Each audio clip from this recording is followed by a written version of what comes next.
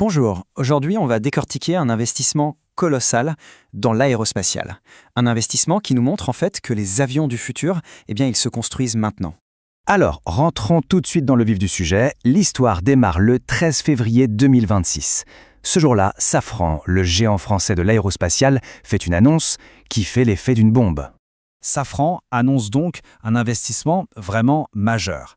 Et les chiffres sont, disons, assez parlants. Regardons ça de plus près.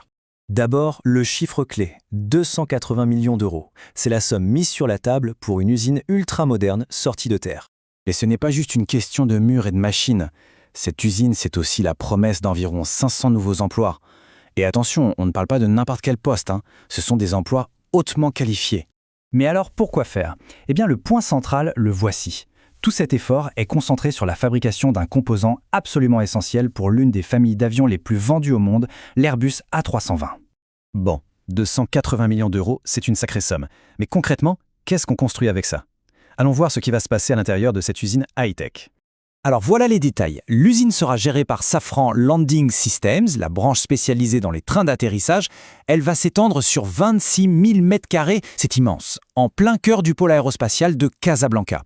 Et petit détail qui a son importance, elle tournera à 100% avec de l'énergie décarbonée. Ce qui est vraiment intéressant ici, c'est de voir le niveau de technicité. On est loin d'une simple ligne d'assemblage.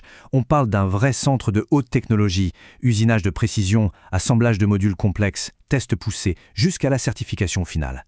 Évidemment, un groupe comme Safran ne met pas autant d'argent sur la table par hasard. Il y a une stratégie derrière tout ça. Alors la question c'est, pourquoi ce projet ?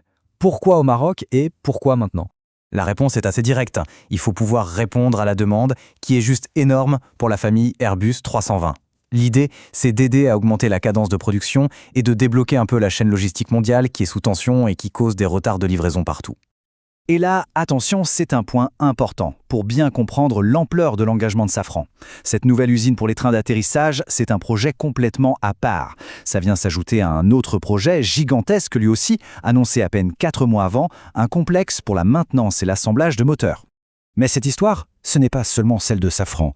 C'est aussi, et c'est tout aussi important, l'histoire de la montée en puissance du Maroc comme un hub aéronautique mondial.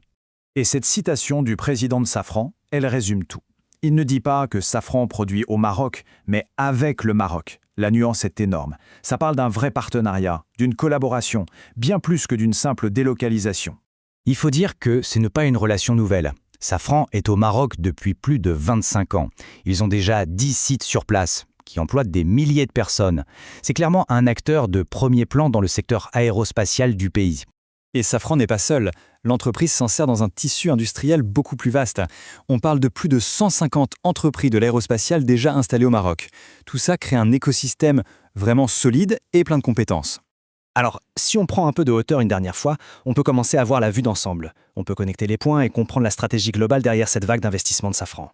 Parce que si on fait le calcul, l'usine de train d'atterrissage plus le complexe pour les moteurs, on arrive à plus de 630 millions d'euros. C'est le montant total engagé par Safran en seulement quelques mois. Et cette chronologie, elle est très parlante.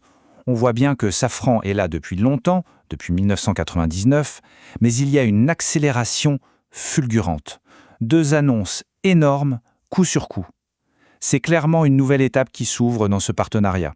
Ce qu'il faut vraiment retenir, c'est que ce n'est pas juste une nouvelle usine. C'est une manœuvre stratégique pour rendre la chaîne d'approvisionnement mondiale plus résiliente, plus compétitive. C'est un pari gagnant-gagnant qui renforce à la fois l'entreprise et le Maroc en tant que pôle essentiel pour l'aviation du futur. Au fond, cette histoire va bien au-delà d'une simple usine. C'est un exemple parfait de la façon dont les chaînes logistiques mondiales se transforment. Et ça laisse une question en suspens, une question assez fondamentale pour l'avenir.